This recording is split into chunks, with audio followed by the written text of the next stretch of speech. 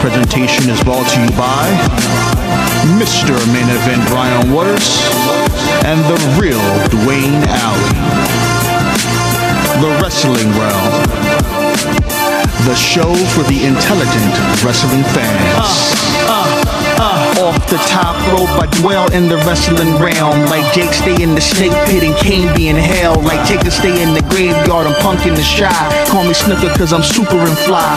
You can hate all you want, but I'm flossing. The Miz said I'm awesome, and I'm upholding the law just like the big boss man. With Mr. Main Event Brian Waters, the Real Dwayne Allen, toss you over the border like Hernandez, Mandez, pressing the stands. It's the show for the intelligent wrestling fans. Hitman like Hart, but I'm not from Calgary. I'm all about the bill, so let that gold shower me, empower me like Farouk and the nation. If you don't know your history, then you should change the station. But if you do, you can cruise to YouTube / the Wrestling Wrealm. Your lessons are stale. Say the same old lines, man, you destined to fail. Like the Shockmaster or the Wrestler Nails. I'm a heartbreak kid, and my bid to be champion is unmatched. Anybody step, I'm face planting them.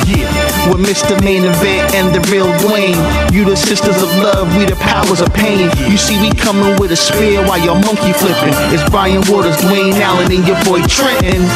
And that's just how the story goes. That's just how the story goes. It's the Wrestling Wrealm, baby. The Wrestling Wrealm. Mr. Main Event Brian Waters, the Real Dwayne Allen, and I'm your boy Trent CMG. You know what it is, baby. Let's go.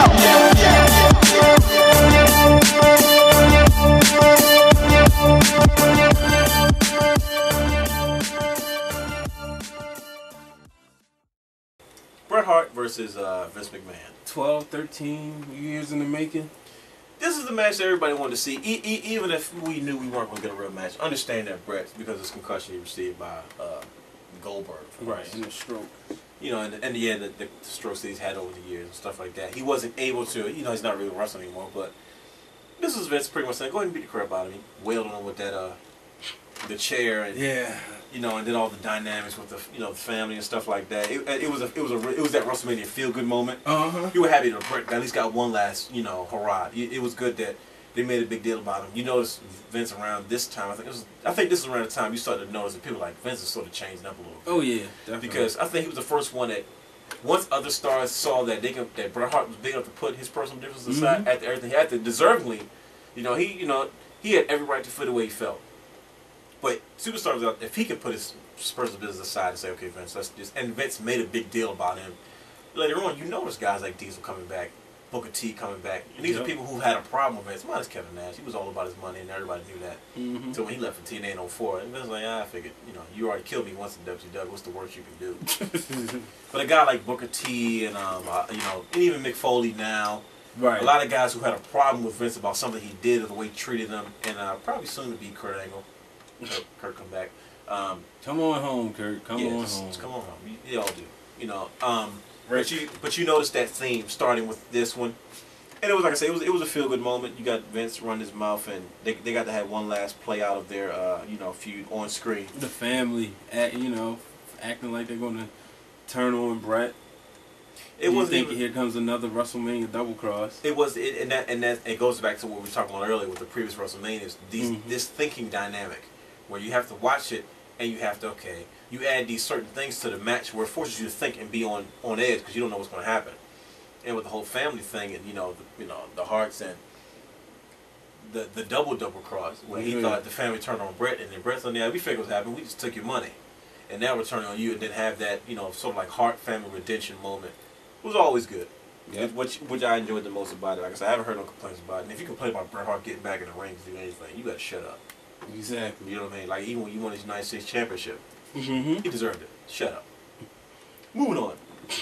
This match I enjoyed the most. I enjoyed this one. Up until the final finish. You didn't like the finish? Not at all. I thought, well, one, me being an Edge fan and Jericho, like I said, it was not everybody knows how I feel Jericho's best ever. But I thought that, one, the payoff should have been Edge winning the title. He won the Royal Rumble. He surprised everybody by getting in there. And this is what we talked about before. There we go. Winning the Royal Rumble, and okay, fine. I didn't win the Royal Rumble, Chris Jericho, but I'm gonna get the title anyway. Right. At the Elimination Chamber. Naturally. And I thought that, you know, you look at Jericho. I never get injured, you know. And when Edge got injured, Jericho kicked him like he was a bad habit. Right. Started teaming up with Big Show. When did Jericho and The Miz was a team? I can't remember when. And I think wasn't it right? It's right in between. Yeah. Okay. Because I do remember that they were briefly. Right. Yeah. So nonetheless, you see the dynamics here. It's such a good storyline. Mm-hmm. And then I was like, okay, if Jericho does win, I just didn't like. It was just too clean. Oh, of course. It was too clean for him to What? be the heel. Oh, come on. I mean, he just went over like, you know. It's just I can't explain it. I just thought that maybe he should have cheated, held the tights, held the ropes. It was just like code breaker. That was it. I was looking for a kick out. And then that was I was looking for another kick out. So I can understand where you're coming from. I think that was. I don't know why they did that. I mean, but that is rare where you see a clean win like that, especially from a heel Jericho. You're in a psychopath Edge because he was tripping. Yeah. You know, Edge. I think he played that psychopath very well. He came back with the full beard. But yeah, I enjoyed Chris Jericho and Edge's feud a lot. I love their work in the ring. I love them in the ring together. What they do and stuff. It's the match is there's no room to blink. I always enjoyed watching these guys go at it against other people, and then when we finally got a chance to see these guys really go at it in a serious beef, I guess sort of later in Jericho's career, and specifically, I enjoyed it a lot, especially for the World Heavyweight Championship. I mean, I think I'm gonna watch that tonight just for the sake of it. It's always good times. Moving on to the 10 Diva Tag match. Yeah, that was there. There's 10 divas in under 3 minutes and 45 seconds. Yeah. So the final match of the card. No, you still got the WWE Championship match. That is true. I am tripping. A match that I personally didn't care about. Like I said, the final match of the card. It's like, no. Before Cena carried Batista in this match. I did not like this at all. I liked that match better at SummerSlam when they both were like faces. That was... And that wasn't that great of a match, but I mean Cena, everybody always talk about he can't work this thing. No, Cena tried. Yeah, that's the bad part. The fact that we sit there saying Cena tried. He tried. He carried the match. That's like Hogan and Warrior. Like, that's exactly what. Look at you got this big. Very similar stuff. Now you look at it. No, that's Hogan and Warrior. Hogan and Warrior is way more colorful. 20 years later. It's just like I did not like this at all. I never liked Batista. I didn't like that beat. The best part about this match was the shoot that I assume it was a work shoot that Batista cut, the promo he cut when he was in which like, man, when we was in 2005 we both were champions, you know, we were both at the top of our game. 2006 I mean, and he was like, but then the company decided to go with Cena instead of me. You know what I mean? That whole, I like the dynamic or the understanding behind the storyline. Yeah. But I just never liked Batista, and I think the best part about this whole beat was when he decided to quit. and that's. You said it best. I don't like it. Sorry, I don't give a crap. You said it best, and I like Cena getting his title back. Yeah, like man, Batista should not have been carrying that title. Bottom line, this is whack, man. It's like that's one of the moments you want to see John Cena carry the WWE Championship at a WrestleMania. You know, we see it 1,000 times already. But it's like that's one of the moments you don't mind it because like, well, anybody's better than Batista, so I'm not. Yeah. Here we go. Final match on the card: the street versus career match. I mean, what can you really say?